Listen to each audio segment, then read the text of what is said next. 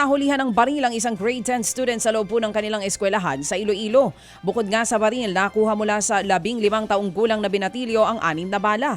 Ang guro na nag-report po sa mga pulis o ang guro po ay nag-report sa mga pulis matapos magsumbong sa kanyang mga kaklase nito. Sa ngayon po ay nasa kustudiya na ng Municipal Social Welfare and Development Office ang binatilyo. Isa sa ilalim po ito sa psychological intervention. Iniimbestigahan pa kung saan nakuha ang baril.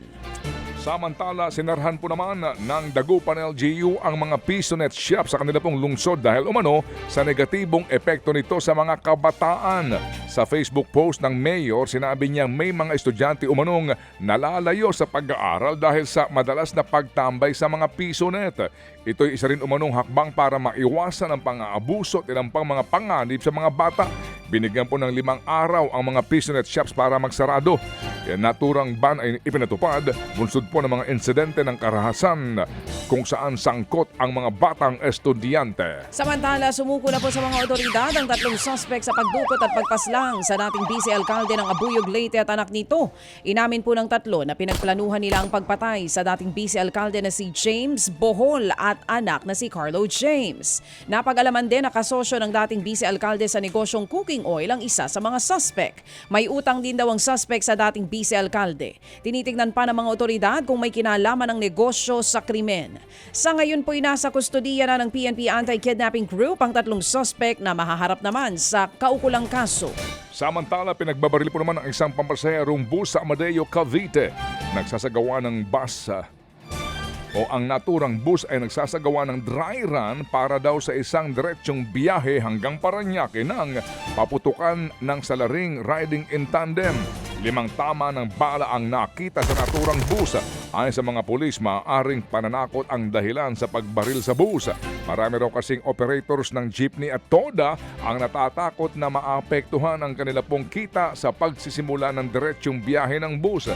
Ligtas naman daw ang driver at mga pasahero ng bus.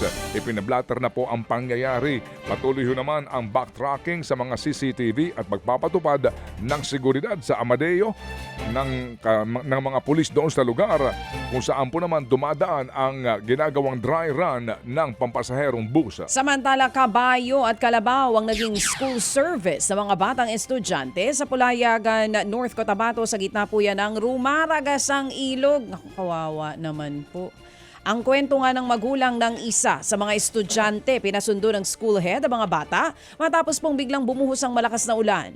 Pero pagdating ng mga magulang sa Lawaan River, biglang tumaas ang tubig. Dahil hindi na makatawid ang mga motorsiklo, nagpasya silang isakay ang mga bata sa 2 kabayo at 1 kalabaw.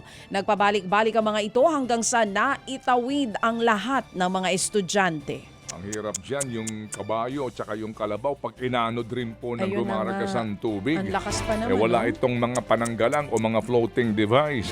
Ang tanong dyan, sa lugar na iyan, asan ang tulay?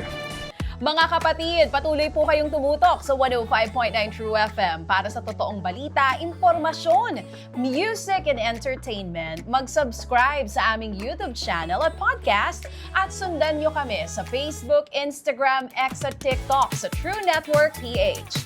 Bisitahin din po ang aming official website, truefm.ph.